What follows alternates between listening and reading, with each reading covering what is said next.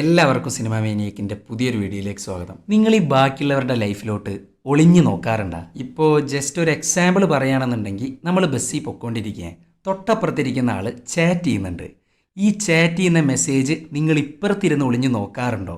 നോക്കാറുണ്ടെങ്കിൽ സൂക്ഷിച്ചോ, 8ന്റെ അല്ല 16ന്റെ പണിയാണ് നിങ്ങൾക്ക് കിട്ടാൻ പോകുന്നത്. അതാണ് ഈ സിനിമ. ഇത് അവർക്കുള്ള സിനിമയാണ്. ഇത്ര മാത്രമേ ഈ സിനിമയെക്കുറിച്ച് ഞാൻ പറയുന്നുള്ളൂ. പിന്നെ ഈ സിനിമ നിങ്ങൾ കാണുമ്പോൾ ശ്രദ്ധിച്ചിരുന്ന് കാണണം. കാരണം പടം മൊത്തം ട്വിസ്റ്റ് ആൻഡ് ടേൺസ് ആണ്. അപ്പോൾ സൂക്ഷിച്ചിരുന്ന് കണ്ടില്ല എന്നുണ്ടെങ്കിൽ ഇടയ്ക്കൊന്ന് പാളിപ്പോവും. പിന്നെ മറ്റൊരു കാര്യം, എൻ്റെ തൊണ്ടയ്ക്ക് നൈസായിട്ട് പ്രോബ്ലം ഉണ്ട്. സോ റെക്കോർഡിങ് അത്ര ഭയങ്കര രസമായിട്ടൊന്നും തോന്നില്ല. അപ്പോൾ എല്ലാവരും ഒന്ന് ക്ഷമിച്ച് പുറത്ത് സഹിച്ച് കാണുക. അപ്പോൾ ഞാൻ കൂടുതലൊന്നും പറഞ്ഞ് ലേഖാക്കുന്നില്ല, നേരെ നമുക്ക് വീഡിയോയിലേക്ക് കടക്കാം. സിനിമയുടെ തുടക്കത്തിൽ തന്നെ കാണിക്കുന്നത് ഒരു ബസ്സാണ്. ദേ ഇവനാണ് ഗോജൻ, നമ്മളുടെ നായകൻ. നായകനാണേലും ഇവനൊരു വൃത്തികെട്ട സ്വഭാവമുണ്ട്. അതിനെക്കുറിച്ചൊന്നും ഞാൻ വല്ലാണ്ട് ഡീറ്റെയിൽ ആക്കുന്നില്ല, നിങ്ങൾ തന്നെ കണ്ടോ. ദേ കണ്ടില്ലേ, തൊട്ടപ്പുറത്തിരിക്കുന്ന പയ്യൻ മെസ്സേജ് അയക്കുമ്പോൾ അത് ഒളിഞ്ഞു നോക്കുക, അല്ലെങ്കിൽ ഒബ്സർവ് ചെയ്യുക. ഇതാണ് ആളുടെ പ്രധാന ഹോബി. അപ്പോൾ ഏകദേശം ആളുടെ ക്യാരക്ടർ പിടികിട്ടി കാണുമല്ലോ അല്ലേ.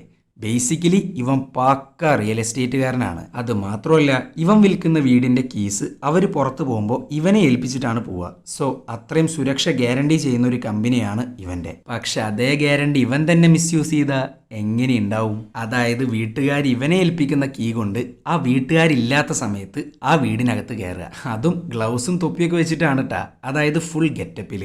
ഈ ഗ്ലൗസ് ഒക്കെ ഇട്ടുകൊണ്ട് തന്നെ ഒരൊറ്റ സ്ഥലത്ത് പോലും ഫിംഗർ പ്രിന്റ് വരില്ല, അതായത് ഒരു ട്രേസും ഉണ്ടാവില്ല. പക്ഷെ പുള്ളി കയറുന്നത് കക്കാനൊന്നുമല്ല, ഒരു വിനോദത്തിന് വേണ്ടിയിട്ടാണ്. അകത്ത് കയറുക, അവിടെ എന്തെങ്കിലും പ്രശ്നം ഉണ്ടെങ്കിൽ അതൊക്കെ നേരെയാക്കുക.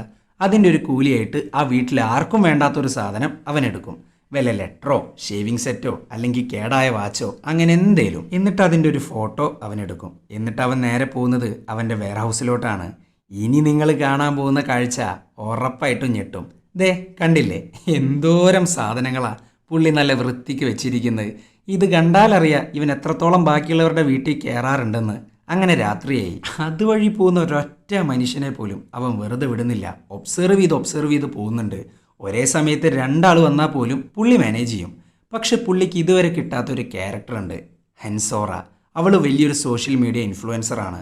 ഒരു ദിവസം അവൾ കടയിലോട്ട് വന്നു. എന്നിട്ടൊരു ഹോട്ട് ഡോഗ് കഴിച്ചു. പക്ഷേ പോസ്റ്റ് ഇടുന്നതാണേലോ സലാഡിൻ്റെ ഫോട്ടോ. എന്നിട്ട് ക്യാപ്ഷൻ ദേ ഇങ്ങനെ: ഞാൻ കഴിക്കുന്നത് ഹോട്ട് ഡോഗാണ്, പക്ഷെ എൻ്റെ പോസ്റ്റ് സലാഡാണ്. അത് കണ്ടേക്ക് അവനക്ക് ഭയങ്കര ത്വര. ഒബ്സർവ് ചെയ്തേ പറ്റൂന്നും പറഞ്ഞ് അങ്ങനെ ആദ്യത്തെ ദിവസം തന്നെ പിന്നാലെ പോയി അവളുടെ ഫ്ലാറ്റ് കണ്ടെത്തുന്നു. അവിടെയാണെങ്കിൽ CCTVയും കോപ്പൊന്നുമില്ല. സോ സേഫ് ആണ്. അത് മാത്രമല്ല, അവളുടെ ഫ്ലോറും കിട്ടി. ഇനി റൂം കൂടെ കിട്ടണം. അതിന് വേണ്ടിയിട്ട് അകത്ത് കയറുന്നു. അവൾക്ക് വന്ന ലെറ്റേഴ്സ് എടുത്തു നോക്കുന്നു. സോ റൂമും കിട്ടി. അതുവഴി അവളുടെ പേരും. അങ്ങനെ ഗോജൻ പോയിട്ട് ഹൻസോറ എന്ന പേര് സെർച്ച് ചെയ്യുന്നുണ്ട്. അപ്പോഴാണ് അവനക്ക് ഒരു കാര്യം മനസ്സിലാവുന്നത്, ഇവള് വലിയൊരു സോഷ്യൽ മീഡിയ ഇൻഫ്ലുവൻസറാണ്. അതും എക്സ്പെൻസീവ് ഫുഡും കാറും ബൈക്കും അങ്ങനെയുള്ള പണച്ചാക്കുകൾ ചെയ്യുന്ന പരിപാടിയൊക്കെ ഉണ്ടല്ലോ, അത് ഡെയിലി പോസ്റ്റ് ഇടുക. ഇതാണ് ഇവളുടെ ഡെയിലി പരിപാടി. പക്ഷെ പെട്ടെന്നാണ് ഇവൾക്കൊരു ചേഞ്ച്. ഒരു സുപ്രഭാതത്തിൽ പാവങ്ങളെ സഹായിക്കുന്നു, കുട്ടികളെ പഠിപ്പിക്കുന്നു, എന്തിന് തെരുവ് പട്ടികളെ വരെ പരിപാലിക്കുന്നുണ്ട്. ഇതൊക്കെ കാണുമ്പോൾ ഗോജങ്ങിനാണെങ്കിൽ ത്വര കൂടി വരുന്നുണ്ട്. സോ അവൻ പിന്നാലെ പോകുന്നു. അങ്ങനെ ഒരു ദിവസം പിന്നാലെ നടക്കുമ്പോൾ അവൾക്ക് ചെറിയൊരു ഡൗട്ട്. അങ്ങനെ അവൾ തിരിഞ്ഞു നോക്കുന്നുണ്ട്. പക്ഷെ അപ്പം തന്നെ ഗോജങ് മാറി നിൽക്കുന്നു. അതുകൊണ്ട് മാത്രം രക്ഷപ്പെട്ടു. പക്ഷെ അവിടെ നിന്നുകൊണ്ട് അവൻ നോക്കുമ്പോൾ ഹൻസോറ ഒരു പാവം പൂച്ചയ്ക്ക് ഫുഡ് കൊടുക്കുന്നു. കാണുമ്പോൾ തന്നെ ഭയങ്കര ക്യൂട്ട്നെസ്. പക്ഷെ ഗോജോങ്ങിൻ്റെ ഉള്ളിൽ ഒരൊറ്റ ചോദ്യം മാത്രമാണ് ഉണ്ടായിരുന്നത്, ഇവൾ ശരിക്കും നല്ലവളാണോ? അങ്ങനെ 62ാം ദിവസം ഇവൾ കുറേ പട്ടികളുമായിട്ട് പോകുന്നുണ്ട്. സോ ഇവളൊരു മൃഗസ്നേഹിയാണ്. അങ്ങനെ ഒബ്സർവ് ചെയ്ത് 112ാം ദിവസം ആയിട്ടുണ്ട്. അന്നാണെങ്കിൽ പ്രതീക്ഷിക്കാണ്ട് ഹൻസോറ ഒരു എക്സ്പെൻസീവ് ബാഗും പിടിച്ച് ഒരു എക്സ്പെൻസീവ് കഫേന്ന് ഒരു ഫോട്ടോ എടുക്കുന്നു. എന്നിട്ട് അത് പോസ്റ്റ് ചെയ്യുന്നുണ്ട്. പക്ഷെ ഇതൊക്കെ പുറത്ത് നിന്നുകൊണ്ട് ഗോജൻ നിരീക്ഷിക്കുന്നുണ്ട്.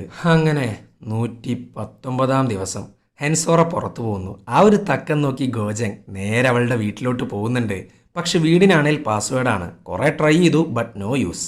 അങ്ങനെ അവൻ ഗൂഗിളിലൊക്കെ സെർച്ച് ചെയ്ത് ഒരു വഴി കണ്ടെത്തി. സംഭവം വേറൊന്നുമല്ല, ആ പാസ്വേഡ് അടിക്കുന്ന സ്ഥലത്ത് ഒരു കവർ ഒട്ടിച്ചു വെക്കുക. സോ അതിമന്ന് ഫിംഗർ പ്രിന്റ് കളക്ട് ചെയ്ത് നമ്പർ കണ്ടെത്താലോ. പക്ഷേ അതും പാളി. ഇനി എന്ത് ചെയ്യണമെന്നറിയാണ്ട് താൻ വളർത്തുന്ന ഉറുമ്പുകളുമായിട്ട് സംസാരിച്ചുകൊണ്ടിരിക്കുകയാണ് ഗോജൻ. അങ്ങനെ പിറ്റേ ദിവസമായി. ഈ സമയത്താണ് ദൈവം അവൻക്കായിട്ടൊരു വഴി കൊടുക്കുന്നത്. ഹൻസോറ നേരിട്ട് വന്നിരിക്കുന്നു. അതും അവളുടെ പ്രോപ്പർട്ടി വിൽക്കണം എന്നും പറഞ്ഞിട്ട്. കാരണം എന്താണെന്ന് ചോദിക്കുമ്പോൾ കുറേ നുണ പറയുന്നുണ്ട്.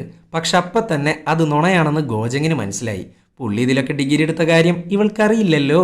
അങ്ങനെ വീട് വിൽക്കുന്നതിൻ്റെ ഭാഗമായിട്ട് വീടിൻ്റെ ചാവി അവൻ വാങ്ങി വെക്കുന്നുണ്ട്. കാരണം വീട് വാങ്ങുന്നവർ ഹൻസോറ വീട്ടിലില്ലാത്ത സമയത്ത് വന്ന പ്രോപ്പർട്ടി കാണിച്ചു കൊടുക്കണമല്ലോ.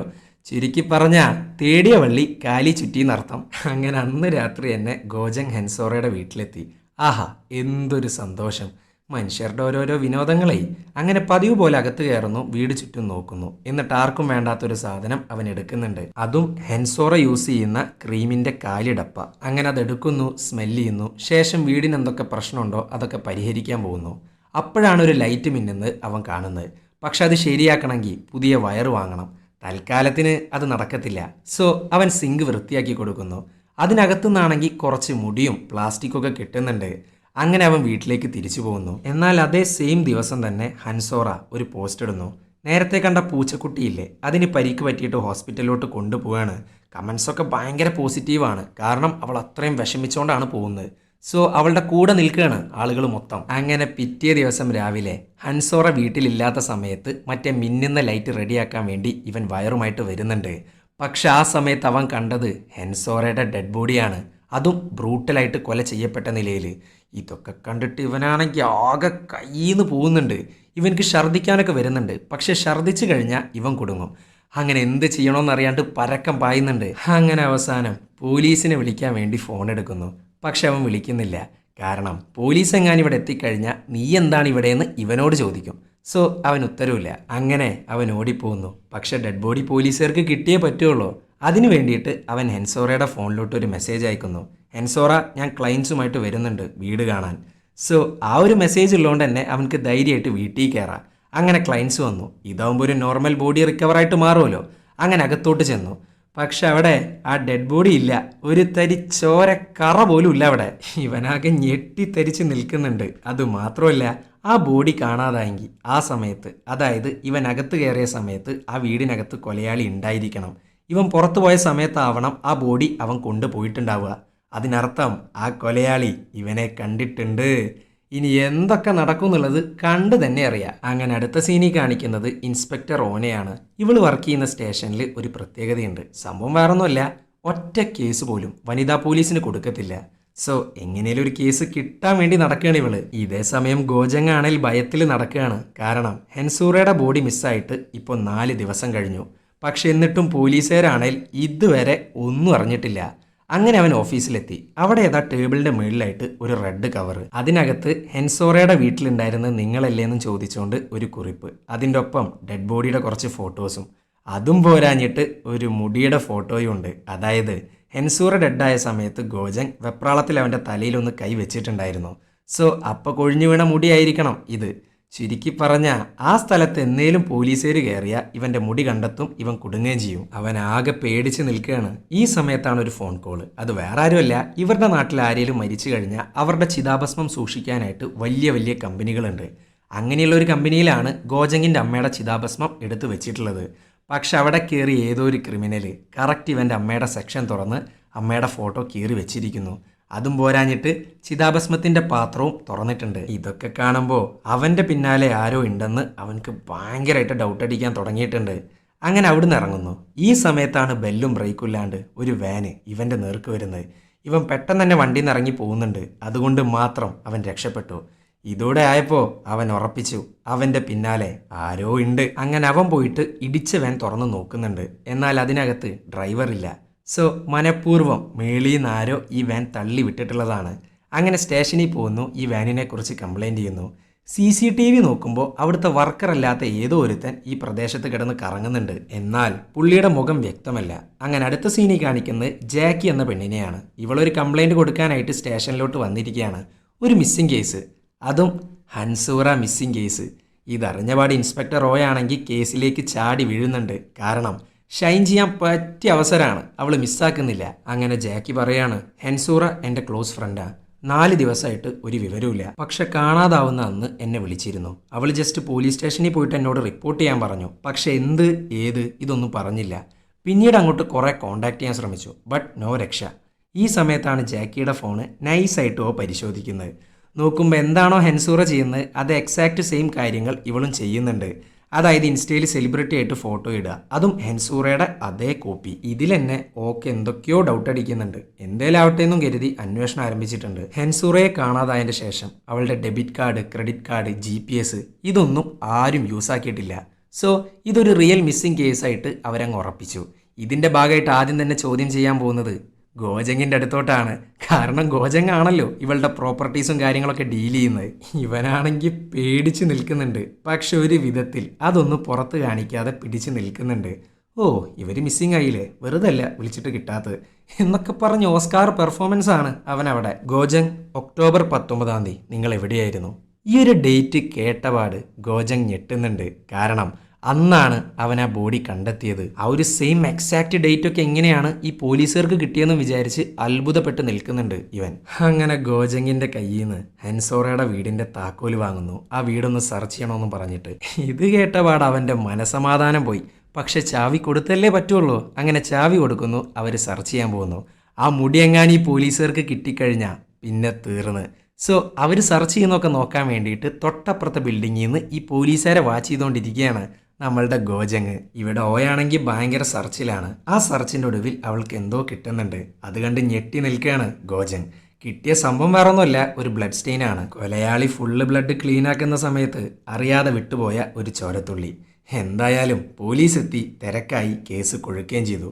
സോ ഇനി അവിടെ നിൽക്കൽ അത്ര സേഫ് അല്ല. പോലീസുകാർ നേരെ ഇവൻ്റെ അടുത്തോട്ട് വരുന്നതിന് മുമ്പ് ഇവനായിട്ട് കൊലയാളിയെ കണ്ടുപിടിക്കണം, അല്ലാതെ ഇവൻക്ക് യാതൊരു രക്ഷയില്ല. അങ്ങനെ ഇതിൻ്റെ ഭാഗമായിട്ട് ആദ്യം തന്നെ ഹൻസോറയുടെ സോഷ്യൽ മീഡിയ മൊത്തത്തിൽ അവൻ സെർച്ച് ചെയ്യുന്നുണ്ട്.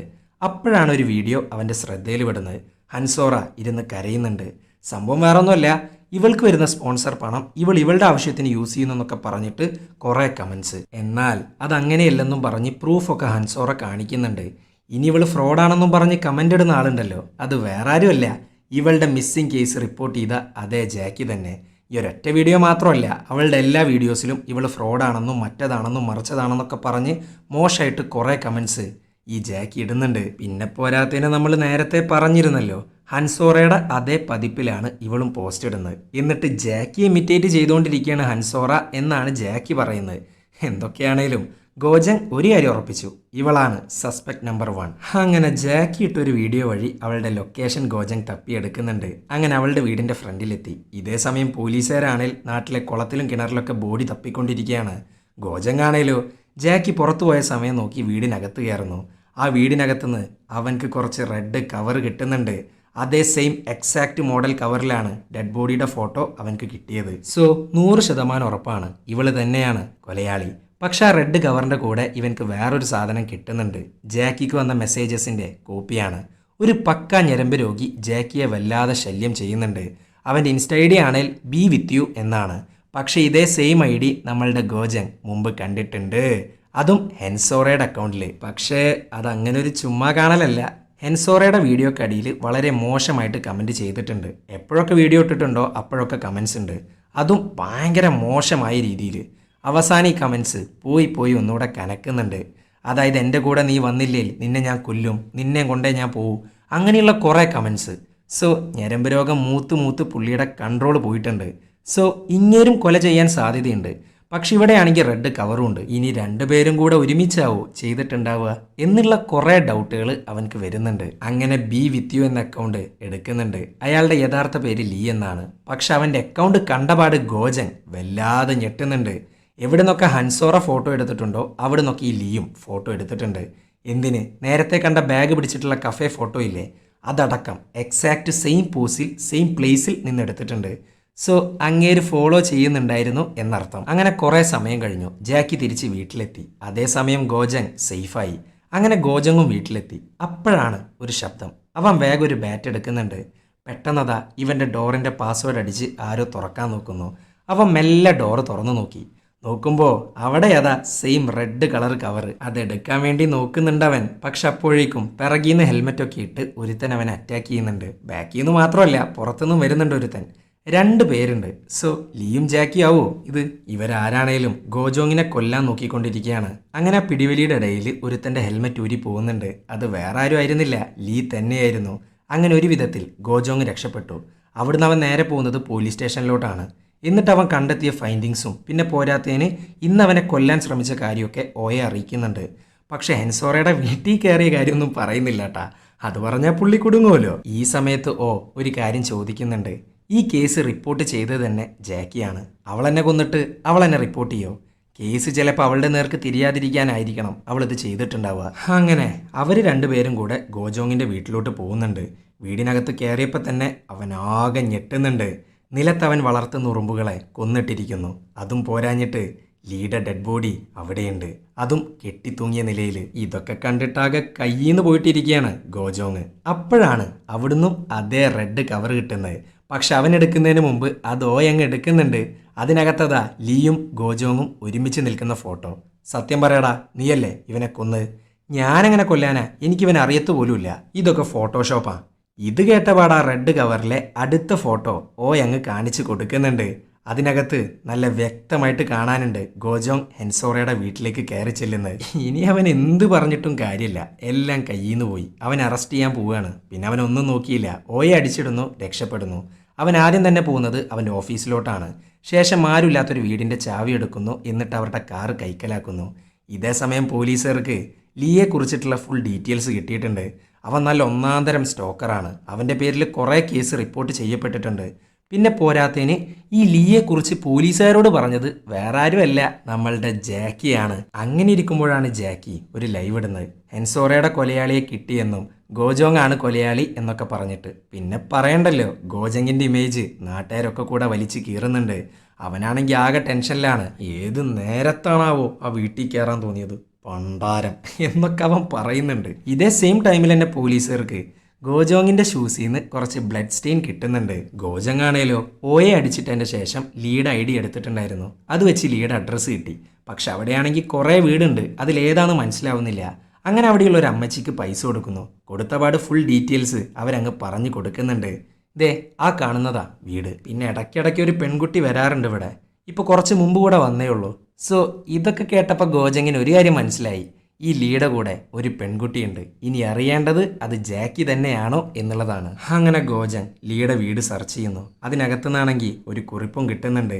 അതിലെഴുതിയിരിക്കുന്ന ഗോജങ്ങിൻ്റെ അമ്മയുടെ ചിതാഭസ്മം ഇരിക്കുന്ന കമ്പനിയുടെ അഡ്രസ്സാണ്. സോ അവിടെ എന്തോ ഉണ്ടെന്ന് അവൻ ഉറപ്പിച്ചു. അത് മാത്രമല്ല, കുറച്ച് മുമ്പ് ഒരു ക്രിമിനൽ ഇതേ ചിതാഭസ്മം തകർത്തിട്ടുണ്ടായിരുന്നു. അത് ഇതേ ലീ ആണെന്ന് അവന് മനസ്സിലായി. അങ്ങനെ അവൻ അങ്ങോട്ട് പുറപ്പെട്ടു. ശേഷം അമ്മയുടെ ചിതാഭസ്മം കമ്പനിക്കാരിന്ന് അങ്ങ് അടിച്ചു മാറ്റുന്നു. എന്നിട്ട് അവൻ ആരുമില്ലാത്ത സ്ഥലത്ത് പോയിട്ട് അതങ്ങ് തുറന്ന് നോക്കുന്നുണ്ട്. അതിലതാ റെഡ് കവറിലൊരു ലെറ്റർ. നിന്നെ എന്തായാലും പോലീസ് അറസ്റ്റ് ചെയ്യും എന്നൊക്കെ പറഞ്ഞുകൊണ്ട്. ഇത് മാത്രമല്ല, ഹെൻസോറയെ കൊല്ലാൻ ഉപയോഗിച്ച കത്തി അതിനകത്തുണ്ട്. ഇതൊക്കെ കണ്ടിട്ട് കരഞ്ഞോണ്ടിരിക്കുകയാണ് അവൻ. കാരണം അവൻ്റെ അമ്മയുടെ ചിതാഭസ്മം വെച്ചിട്ടാണ് ഇവരുടെ ഈ ചോരക്കളി. ഇതേ സമയം ഇൻസ്പെക്ടർ റോയെ കാണാൻ ഹെൻസോറയുടെ സിസ്റ്റർ എത്തിയിട്ടുണ്ട്. കുറേ നേരമായിട്ട് ഫാമിലി അറിയിക്കാൻ വേണ്ടി കഷ്ടപ്പെട്ടുകൊണ്ടിരിക്കുകയാണ് പോലീസ്. പക്ഷെ ഇപ്പോൾ അവരായിട്ട് ഇങ്ങോട്ട് വന്നിട്ടുണ്ട്. വരാമെന്ന് മാത്രമല്ല, അവൾ ഒരു കാര്യം പറയുന്നുണ്ട്.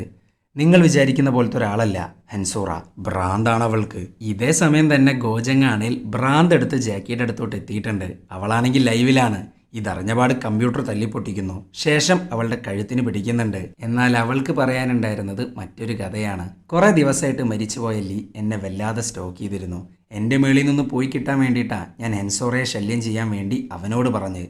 പിന്നെ എനിക്കെന്നെ തോന്നി അത് പ്രശ്നമാവുമെന്ന്. സോ ഞാൻ തന്നെയാണ് സ്റ്റേഷനിൽ പോയിട്ട് കംപ്ലൈൻറ്റ് കൊടുത്തത്. പിന്നെ നിങ്ങൾ വിചാരിക്കുന്ന പോലെ അവൾ എൻ്റെ ശത്രുവൊന്നുമല്ല, ഫ്രണ്ട് തന്നെയാണ്. ഞങ്ങൾക്കിടയിൽ ഒരു ബിസിനസ് ഉണ്ട്. അവളുടെ അക്കൗണ്ടിൽ കയറി മോശം കമൻസ് ഇട്ടാൽ അതൊരു ഫാൻ ഫൈറ്റ് ആയിട്ട് മാറും. അത് തന്നെയായിരുന്നു അവളുടെ ആവശ്യം. ആളുകൾ അവളെ കൂടുതൽ ശ്രദ്ധിക്കാൻ തുടങ്ങും, ഫോളോവേഴ്സ് കൂടും. അവൾക്ക് ഡൊണേഷൻ വഴി കിട്ടുന്ന തുകയുടെ ചെറിയൊരു പങ്ക് എനിക്കും കിട്ടും. പക്ഷെ അവളാണെങ്കിൽ ഇപ്പോൾ ഒന്നും തരാറില്ല. ഈ സമയത്താണ് ഗോജങ് അവളുടെ ഫോൺ പരിശോധിക്കുന്നത്. നോക്കുമ്പോൾ അതിനകത്ത് അതേ റെഡ് കവറിൻ്റെ ഫോട്ടോ. അങ്ങനെ അതിനെക്കുറിച്ച് ചോദിക്കുന്നുണ്ട്. ഈ റെഡ് കവർ എങ്ങനെയാ നിൻ്റെ റൂമിൽ വന്ന്? ഹെൻസൂറ പേയ്മെൻറ്റ് തരുമ്പോൾ ഇതിൽ വെച്ചിട്ടാ തരിക. അങ്ങനെയാണ് ഈ റെഡ് കവർ എൻ്റെ കയ്യിൽ വന്നത്. ഇതും കൂടെ കേട്ടപ്പോൾ അവൻ ഇതുവരെ മൈൻഡ് കൊടുക്കാതിരുന്ന കുറച്ച് കാര്യങ്ങൾക്ക് മൈൻഡ് അങ്ങ് കൊടുക്കുന്നുണ്ട്. അത് വേറൊന്നുമല്ല, അന്ന് ഹെൻസൂറയുടെ വീട്ടിൽ കയറിയപ്പോൾ ഒരു ക്രീം അവൻ സ്മെല്ല് ചെയ്തിട്ടുണ്ടായിരുന്നു. അത് എക്സാക്റ്റ് സെയിം മണം തന്നെയാണ് ഇന്ന് വീട് ആക്രമിക്കാൻ വന്ന കൊലയാളികളിലെ ഒരാൾക്ക് ഉണ്ടായിരുന്നത്. അതിനർത്ഥം ഹെൻസൂറ മരിച്ചിട്ടില്ല. ഇനിയാണ് ആ ട്വിസ്റ്റ് അങ്ങ് റിവീലാവാൻ പോകുന്നത്. ഈ ഹെൻസൂറ ഉണ്ടല്ലോ, അവൾ ആളല്പം സീനാണ്. വീട്ടിൽ കുറേ കടം വരുത്തി വെച്ചിട്ടുണ്ട്. ഈ വരുത്തി വെച്ച കടങ്ങൾ തീർക്കാൻ വേണ്ടിയിട്ട് അംഗവൈകല്യം ബാധിച്ച തൻ്റെ ബ്രദറിനെ വിൽക്കാൻ ശ്രമിച്ചു. ഇതറിഞ്ഞ പേരൻസ് ആണേലോ അവളെ വീട്ടിൽ നിന്ന് പുറത്താക്കി. ഇതിലൊക്കെ ഇപ്പം എന്താ ഇത്ര സീനാക്കാനുള്ളത്? കുറച്ചു കാലം ബ്രദറിനെ ഒന്ന് മാറ്റി നിർത്തുക, ക്യാഷ് വാങ്ങുക. കുറച്ചു കാലം കഴിഞ്ഞാൽ ഞാൻ തന്നെ അവനെ തിരിച്ചെടുക്കും എന്നൊരു ആറ്റിറ്റ്യൂഡാണ് ഇവൾക്ക്. പണം പണം പണം. അത് മാത്രമല്ല, ഇവളെ ആരും സ്നേഹിക്കുന്നില്ല എന്നുള്ള പരാതി കൂടെ ഉണ്ട് ഇവൾക്ക്. ഇങ്ങനെയൊക്കെ ആയ ആര് സ്നേഹിക്കാനാ? ഇതുകൊണ്ടാണ് സിസ്റ്റർ മുമ്പേ പറഞ്ഞത് ഇവൾക്ക് ഭ്രാന്താണെന്ന്. അങ്ങനെ ഹൻസൂറ വീട് വിട്ടിറങ്ങി. പിന്നീട് അങ്ങോട്ട് വാശിയായിരുന്നു ഒറ്റയ്ക്ക് ജീവിക്കാൻ. ഇതിനു വേണ്ടിയിട്ട് കുറേ ബാറിൽ പോയിട്ട് പണിയെടുക്കുന്നു, പ്രോസ്റ്റിറ്റ്യൂട്ടായിട്ട് വർക്ക് ചെയ്യുന്നു, എന്നിട്ട് വെറും ചവിട്ടും തൊഴിയും മാത്രം. അങ്ങനെ ഇരിക്കുമ്പോഴാണ് ബാക്കിയുള്ളവരുടെ അറ്റൻഷൻ പിടിച്ചു പറ്റണമെന്നും കരുതി ഇവളൊരു അക്കൗണ്ട് തുടങ്ങുന്നത്. അതിലാണെങ്കിലോ കുറേ എക്സ്പെൻസീവ് ആയിട്ടുള്ള കാര്യങ്ങളും പോസ്റ്റ് ഇടുന്നുണ്ട്. പക്ഷെ എന്നിട്ടും യാതൊരു കാര്യം ഉണ്ടായിരുന്നില്ല. അവളാകെ തകർന്നു പോയ നിലയിലായിരുന്നു. അങ്ങനെ ഒരു ദിവസം ബാറിൽ നിന്ന് നല്ല അടി കിട്ടുന്നുണ്ട്. ഇത് ശരിയാക്കാൻ വേണ്ടി ഇവൾ ഹോസ്പിറ്റലിലോട്ട് പോകുന്നു. ശേഷം ഹോസ്പിറ്റലിൽ നിന്ന് ഒരു സെൽഫി എടുക്കുന്നുണ്ട്, പോസ്റ്റ് ചെയ്യുന്നുണ്ട്. പക്ഷേ അവൾ അറിയാതെയാണേലും ബ്ലഡ് ഡൊണേഷൻ ക്യാമ്പിൻ്റെ പോസ്റ്ററിൻ്റെ മുമ്പിൽ നിന്നാണ് അവൾ ഫോട്ടോ എടുക്കുന്നത്. ഇത് കണ്ടപാടി ഇവൾക്ക് കുറേ പോസിറ്റീവ് കമൻസ്, നിങ്ങൾ ബ്ലഡ് ഡൊണേറ്റ് ചെയ്യാറുണ്ടോ എന്നൊക്കെ ചോദിച്ചുകൊണ്ട്. അതിൽ നിന്ന് ഇവൾക്ക് ഒരു കാര്യം പിടികിട്ടി, ഇജ്ജാതി നല്ല ആക്ടിവിറ്റീസ് ചെയ്താൽ മാത്രമാണ് ഇവിടെ ശ്രദ്ധിക്കപ്പെടുകയുള്ളൂ. അങ്ങനെ ശ്രദ്ധിക്കപ്പെടാൻ വേണ്ടിയിട്ട്, അറ്റൻഷൻ കിട്ടാൻ വേണ്ടിയിട്ട് കുറേ കാര്യങ്ങൾ അവൾ ചെയ്ത് കൂട്ടുന്നുണ്ട്. സോ ഇതൊന്നും മനുഷ്യത്വം മൂത്ത് ചെയ്യുന്നതല്ല, ആൾക്കാരുടെ അറ്റൻഷൻ പിടിച്ച് പറ്റണം എന്നൊരു വെറിയിൽ ചെയ്യുന്നതാണ്. അങ്ങനെ ഇത് മനസ്സിലാക്കി അവൾ ഒരു സൈക്കോ ചിരി അങ്ങ് ചിരിക്കുന്നുണ്ട്. അങ്ങനെ നാട്ടുകാരുടെ പൈസ പറ്റിക്കാൻ വേണ്ടി ഡോഗ് റിലീഫ് എന്ന പേരിൽ വലിയൊരു തട്ടിപ്പ് നടത്തുന്നു. ജനങ്ങളാണേലോ ഈ ഡോഗ് റിലീഫിന് വേണ്ടി ഇഷ്ടം പോലെ ക്യാഷാണ് ഇവളിലേക്ക് ഡൊണേറ്റ് ചെയ്യുന്നത്. ഇവളാണെങ്കിൽ പേരിന് 3-4 പട്ടികളെയൊക്കെ വാങ്ങിയിട്ടുണ്ട്. പക്ഷേ ഇവൾക്ക് അതിനെയൊന്നും കണ്ണെടുത്താൽ കണ്ടുകൂടാ. അങ്ങനെ ഡൊണേഷൻ വഴി അവൾ പറ്റിച്ച് 40 മില്യനാണ്. പക്ഷെ അവൾക്ക് മതിയായില്ല, കൂടുതൽ വേണമായിരുന്നു. കൂടുതൽ വേണമെന്നുണ്ടെങ്കിൽ അറ്റൻഷൻ കൂടുതൽ കിട്ടണം. അതിനു വേണ്ടിയിട്ടാണ് ജാക്കി ഇറക്കുന്നത്. മോശം കമൻസ് ഇടുക, ഫാൻ ഫൈറ്റ് ഉണ്ടാക്കുക, ഫോളോവേഴ്സിനെ കൂട്ടുക. അതിൻ്റെ പേയ്മെൻറ്റ് റെഡ് കവറിലും കൊടുക്കുന്നു. അങ്ങനെ സക്സസ് ആയിട്ട് പൊയ്ക്കൊണ്ടിരിക്കുന്ന സമയത്താണ് ഗോജങ് അവളുടെ ലൈഫിലോട്ട് വരുന്നത്. ഒരു ദിവസം രാത്രി വഴിയരികിൽ നിന്ന് കണ്ട മറ്റേ പൂച്ചയുണ്ടല്ലോ, അതിൻ്റെ അടുത്തോട്ട് ഹൻസൂറ പിന്നെയും പോകുന്നു. പോവാന്ന് മാത്രമല്ല, അതിൻ്റെ കാലങ്ങ് ഒടിക്കുന്നുണ്ട്. എന്നിട്ടൊരു വീഡിയോ പോസ്റ്റ് ചെയ്യുന്നു, എൻ്റെ പൂച്ചക്കുട്ടിക്ക് പരിക്ക് പറ്റി ഹോസ്പിറ്റലിലോട്ട് പോവുകയാണ് എന്നൊക്കെ പറഞ്ഞുകൊണ്ട്. ഈ വീഡിയോയാണ് ഗോജങ് വീട്ടിലിരുന്ന് കണ്ടിരുന്നത്. പക്ഷെ അത് ഷൂട്ട് ചെയ്യുന്ന സമയത്ത് അതേ സെയിം സ്പോട്ടിൽ ഗോജങ് ഇവളെ ഫോളോ ചെയ്ത് എത്തിയിട്ടുണ്ടായിരുന്നു. അത് വ്യക്തമായിട്ട് ആ വീഡിയോയിൽ കാണാനുണ്ട്. പക്ഷെ അവനാണെങ്കിൽ ഇതൊന്നും കണ്ടിട്ടില്ലാട്ടാ. എന്നാൽ ഹൻസൂറക്കാണെങ്കിൽ ഭയങ്കര ഡൗട്ട്, കണ്ടിട്ടുണ്ടാവോ?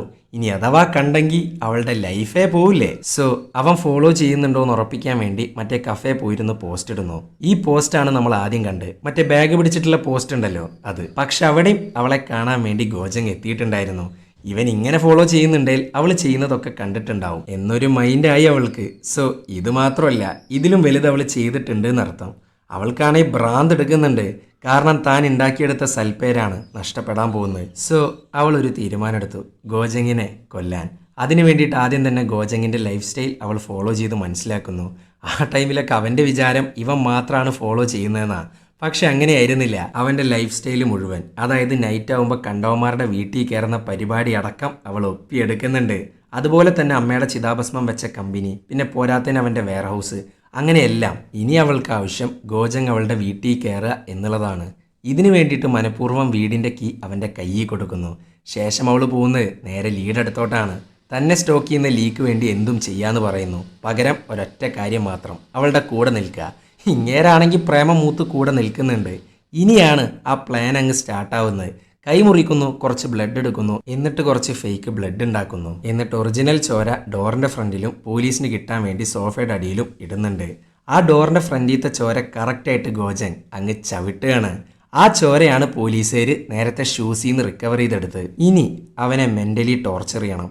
അതിന് വേണ്ടിയിട്ട് അവളുടെ മുടി പൊട്ടിച്ച് ഫോട്ടോ എടുക്കുക, അതുപോലെ ഡെഡ് ബോഡി ഫോട്ടോ എടുക്കുക, എന്നിട്ട് ഇതെല്ലാം ഗോജങ്ങിന് അയച്ചു കൊടുക്കുക. അതൊന്നും പോരാഞ്ഞിട്ട് വണ്ടി ഇടിപ്പിച്ച് പേടിപ്പിക്കാൻ നോക്കുക. അത് മാത്രമല്ല, ആ സ്പോട്ടിൽ വെച്ചിട്ട് CCTVയിൽ അവിടുത്തെ വർക്കർ അല്ലാത്ത ഒരാളെ പതിഞ്ഞിട്ടുണ്ടായിരുന്നു. അത് വേറെ ആരുമല്ല, ലീ തന്നെയാണ്. അങ്ങനെ ഇതൊക്കെ ചെയ്തതിൻ്റെ ശേഷം മൻസൂറ പോകുന്നത് ഗോജങ്ങിൻ്റെ വെയർ ഹൗസിലോട്ടാണ്. എന്നിട്ട് അവിടുന്ന് ഒരു കത്തി എടുക്കുന്നു. ശേഷം അതിൽ കുറച്ച് ഫേക്ക് ബ്ലഡ് ആക്കി അമ്മയുടെ ചിതാഭസ്മത്തിൽ കൊണ്ടുപോയി ഇടുന്നുണ്ട്. അതിനേക്കാൾ വലിയൊരു മെൻ്റൽ ടോർച്ചർ വേറെ ഇല്ലല്ലോ. ഇതിൻ്റെ ഇടയിൽ ഹഗ്ഗൊക്കെ കൊടുത്ത് ലീയെ ഇവളെ നിലയ്ക്ക് നിർത്തുന്നുണ്ട്. അങ്ങനെ പ്ലാനിൻ്റെ അവസാന ഘട്ടമായി. ലീയെയും ഗോജങ്ങിനെയും ചേർത്ത് ഫോട്ടോഷോപ്പ് ചെയ്യുന്നു. അതായത് ഗോജങ്ങിനെ കൊന്നാൽ ഇവർ കൂട്ടുകാരാണെന്നും പറഞ്ഞ് ഇതെല്ലാം നൈസായിട്ട് ലീയുടെ തലയിലോട്ട് ഇടുക. ഇതാണ് പ്ലാൻ. അങ്ങനെ ഗോജങ്ങിനെ കൊല്ലാനായി അവൻ്റെ വീട്ടിലെത്തി. പിന്നെ നടന്നത് നമ്മൾ കണ്ടതാണല്ലോ. സോ ലീയെ ഇനി കൊല്ലാതിരിക്കാൻ പറ്റില്ല. എല്ലാ പ്ലാനും പാളി. ലിയാണെങ്കിൽ ആകെ പാനിക്കായിട്ട് നിൽക്കുകയാണ്. കാരണം ഗോജങ് അവനെ കണ്ടു. പക്ഷെ അതെല്ലാം ജസ്റ്റ് ഒരു കിസ് കൊടുത്ത് ഹെൻസോറ മാനേജ് ചെയ്യുന്നു. ശേഷം അവനെ അങ്ങ് കെട്ടി തൂക്കുന്നുണ്ട്. ഇനിയാണ് പ്ലാൻ ബി, ഫോട്ടോഷോപ്പ്. ലീയുടെ കൊലപാതകം നേരെ ഇവന്റെ തലയിലോട്ട്. സോ എങ്ങനെയുണ്ട് ട്വിസ്റ്റ്? ഇതേ സമയം ഗോജങ് ആണേൽ അവന്റെ വെയർ ഹൗസിലോട്ട് പൊക്കോണ്ടിരിക്കുകയാണ്. കാരണം ആ ക്രീമിന്റെ സ്മെല്ല് വെച്ച് ഹെൻസോറ ജീവനോടെ ഉണ്ടെന്നും പിന്നെ പോരാത്തതിന് ജാക്കി പറഞ്ഞ കാര്യങ്ങളൊക്കെ വെച്ച് നോക്കുമ്പോൾ അവളാണ് വില്ലനെന്നും അവൻക്ക് മനസ്സിലായി.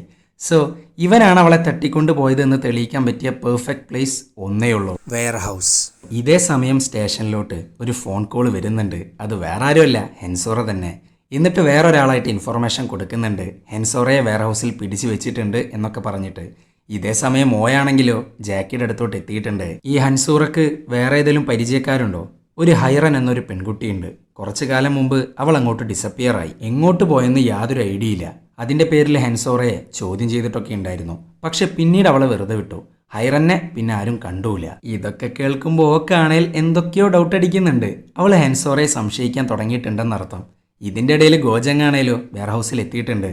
അവിടെ ഏതാ ഹെൻസോറ സ്വയം ചെയിൻ ചെയ്ത് വെച്ച് കത്തി കൊണ്ട് ഇവനെ അറ്റാക്ക് ചെയ്യുന്നു. ശേഷം ഇവള് സ്വയം മുറിവേൽപ്പിക്കുന്നുണ്ട്. ഇതൊക്കെ കണ്ടിട്ട് ഇവനാണെങ്കിൽ ഞെട്ടി നിൽക്കുകയാണ്. അങ്ങനെ അവളെ പിടിച്ചു വെച്ച് നീ എന്തിനാ ഇതൊക്കെ ചെയ്തതെന്ന് ചോദിക്കുന്നുണ്ട്. ഈ സമയത്ത് അവൾ പറയുന്ന ഒരു മറുപടിയുണ്ട്, നീ എല്ലാം കണ്ടു. ആ ഒരു എക്സാക്ട് സമയത്ത് തന്നെയാണ് പോലീസ് വരുന്നതും ഇവനെ അറസ്റ്റ് ചെയ്യുന്നതും. ഹെൻസൂറയാണേലോ കിഡ്നാപ്പ് ചെയ്യപ്പെട്ട നിലയിലൊക്കെയാണ് നിൽക്കുന്നത്. പക്ഷെ ഗോജങ് എങ്ങനെയൊക്കെയോ രക്ഷപ്പെട്ടു. ഇതേ സമയം ഇൻസ്പെക്ടർ റോക്ക് ഷൂവിൻ്റെ മേളിത്തെ DNA റിപ്പോർട്ട് കിട്ടുന്നുണ്ട്, മറ്റേ ബ്ലഡിൻ്റെ. അത് ഹെൻസൂറയുടെ ബ്ലഡ് തന്നെയാണ്. സോ ഇവളാകെ കൺഫ്യൂസ് ആവാൻ തുടങ്ങിയിട്ടുണ്ട്. ഇതേ സമയം ഗോജങ് ആണേലോ സേഫ് ആയിട്ടുള്ള ഒരു സ്ഥലം കണ്ടെത്തിയിട്ടുണ്ട്.